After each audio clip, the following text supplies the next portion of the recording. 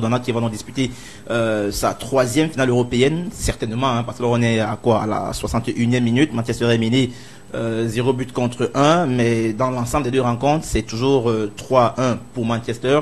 Sauf cataclysme, vraiment, sauf catastrophe, sauf si Manchester fait du Manchester, on s'imagine que ça va passer ce soir à Old Trafford pour les Mancuniens. Yvan, 3e finale pour André Onana, finale européenne.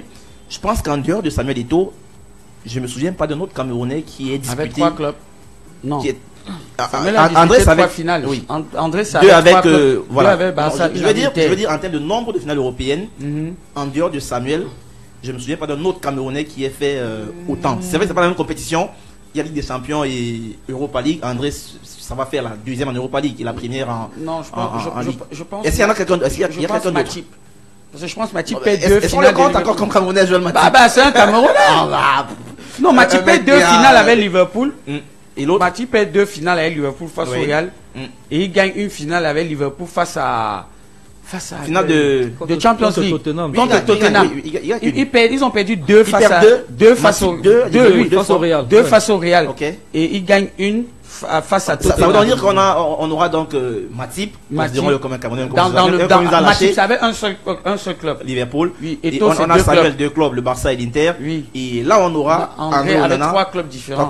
C'est quand même une grosse performance pour un gardien de but camerounais et même africain en général, on peut le dire comme ça. Oui, moi j'aime souvent le répéter ces derniers temps dans certains espaces de communication liés au sport, qu'on se rendra peut-être compte de ce que André Onana est en train de réaliser lorsqu'il aura arrêté sa carrière. Il n'existe pas de gardien africain qui ait connu la trajectoire d'André Onana déjà en termes de calibre de club. C'est un garçon qui n'a connu que des top clubs européens, des clubs qui, lorsqu'on regarde le pédigré du football européen, sont classés tout en haut. Barcelone, ensuite l'Ajax, après l'Ajax l'Inter, Manchester United. Je ne parle même pas de gardien de but parce qu'en termes de gardien de but, il n'y en a aucun dans l'histoire du football africain qui a connu autant de grands clubs dans sa carrière, sans rien enlever à la qualité des autres gardiens, des grands gardiens africains qu'on a connus. Maintenant, en termes de joueurs tout court, même là encore, il y en a très peu qui ont connu ce calibre de club. Il y en a Samuel Eto'o, il y a peut-être d'autres aussi qui ont connu Jérémy, qui ont connu de très grands clubs. Je pense que Jérémy aussi a joué 3 finales. Je pense, avec Madrid. 3 Oui. Bon, on aura le temps de vérifier de toute façon. Non, je pense que c'est 2000 et 2002, si je ne m'abuse. Parce qu'avec Chelsea, il ne joue pas la finale de Ligue des Champions. Il ne joue pas de finale Ligue des Champions à Chelsea. Bon, ça fait 2.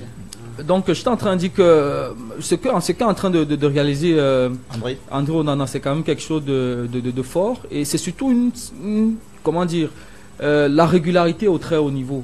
Parce que pour pouvoir jouer 4 demi-finales de Coupe d'Europe et être en passe de jouer sa 3e finale européenne, ça veut dire que non seulement on est régulier, mais ça veut dire aussi qu'on joue dans des clubs qui comptent, c'est-à-dire des clubs qui ont une certaine valeur, qui ont un certain niveau d'objectif par saison, parce que n'importe quelle équipe ne parvient pas à jouer une finale de Coupe d'Europe, que ce soit en Europa League ou en Ligue des Champions. C'est un garçon depuis l'âge de 19 ou 20 ans qu'il a débuté en professionnel. Il n'a plus jamais été remplaçant dans une équipe. En dehors peut-être de son début à l'Inter sur les 5-6 premiers matchs où ça balbutiait un peu, mais après il a réussi à arracher sa place de titulaire pour ne plus jamais la quitter. C'est quelque chose d'assez fort parce que j'ai posé la question à quelqu'un de savoir, pour ceux qui font des débats parfois autour de ses performances, même s'il faut reconnaître que ses performances ne sont pas toujours, ça peut arriver à tout le monde de faire un mauvais match, un bon match, un moins bon match, etc. Mais dans l'ensemble, je leur ai demandé, vous connaissez combien de gardiens africains qui sont titulaires dans un top 5 ou dans un top 5 en Europe? C'est-à-dire que 5 meilleurs championnats en Europe. Actuellement, vous en connaissez combien? Le dernier, c'était Mendy qui allait du côté de l'Arabie Saoudite. Avant, il y a eu Vincent Inyama, mais c'était Lille. Voilà. Lille, c'était quand même. Je dis actuellement, il n'y en a personne. Il y a eu Yacine Bonou aussi avec Séville ces dernières années. Mais actuellement, il y en a personne.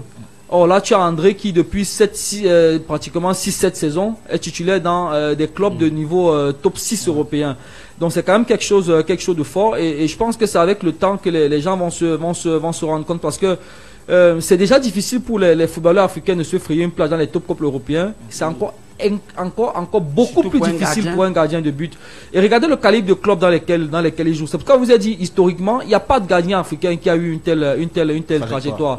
Et je pense qu'il y a qu'au Cameroun, quand on était à la Coupe d'Afrique des Nations, Alain Denis, beaucoup de citoyens d'autres pays nous posaient la question de savoir comment est-ce qu'au Cameroun on peut réussir à faire un débat autour d'un gardien comme André Onana, alors que tous les autres pays d'Afrique.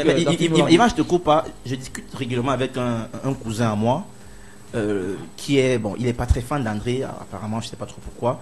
Mais hier, il me disait, mais vous parlez trop d'André, il faut qu'il gagne des titres dans sa carrière aussi. Parce qu'il va jouer comme ça partout, mais s'il ne gagne pas de titres, vraiment, ça ne représentera rien. Quand je lui dis quand je lui dis, mais frère, André Onana, c'est au moins 4 à 5 titres de champion dans des championnats européens. Est-ce que tu le sais? Il me dit, oui, il a gagné sa canne. André Onana, c'est au moins 10 trophées dans sa carrière. Est-ce que tu le sais? Il me dit non. Je vais sur Wikipédia, je fais une capture. Il se rend compte qu'André, c'est 3 fois champion des Pays-Bas. C'est une Coupe d'Italie. C'est une finale de Ligue des Champions avec Inter. C'est. Après, il me dit, car je ne savais pas.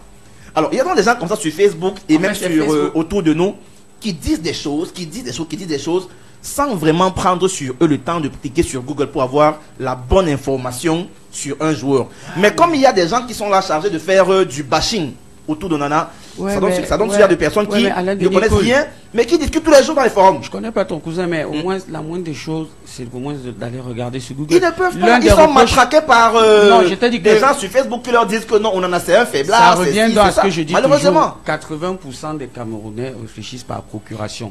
Ce sont des gens qui réfléchissent pour eux. Ça revient à ce que tu dis souvent, tu parles de la déchéance de rationalité. Aujourd'hui, je vois des gens faire le reproche à André Onana en disant, tant qu'il n'a pas remporté une canne, il ne vaut rien. On a aussi eu ce débat. Et moi, ça m'a amusé parce que j'ai toujours dit aux gens, Mila, c'est 2 cannes.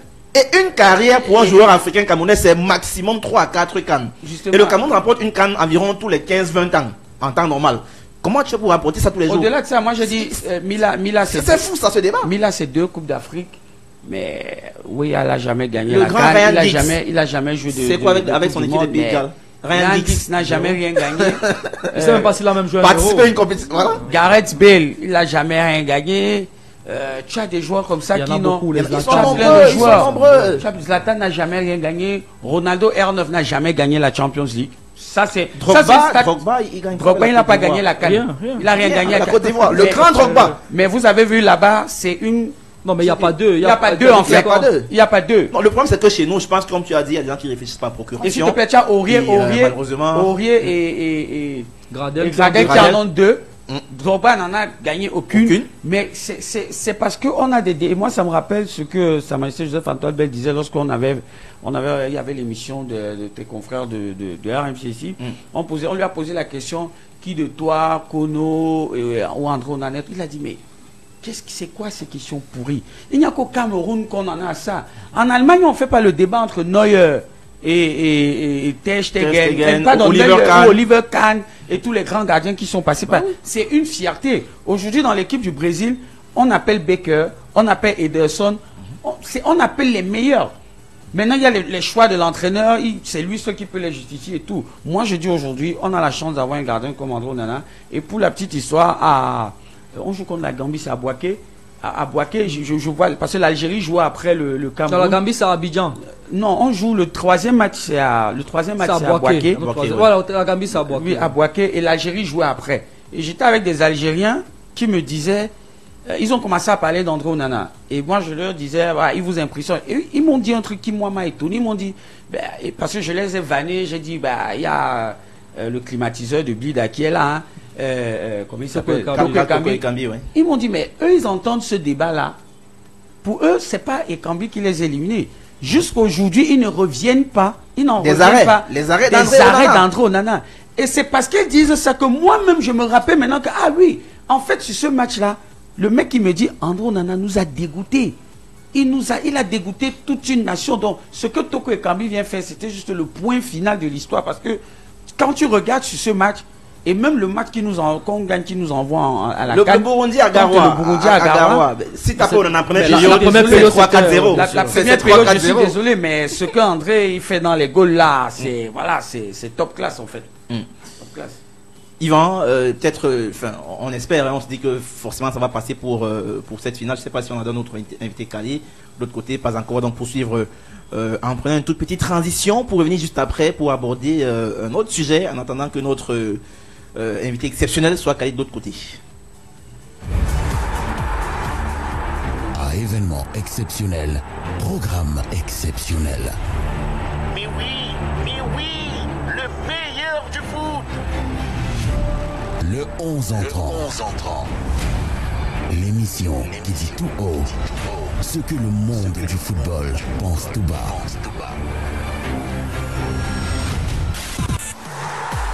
Le 11 entrant. Une émission diffusée en direct et en simultané.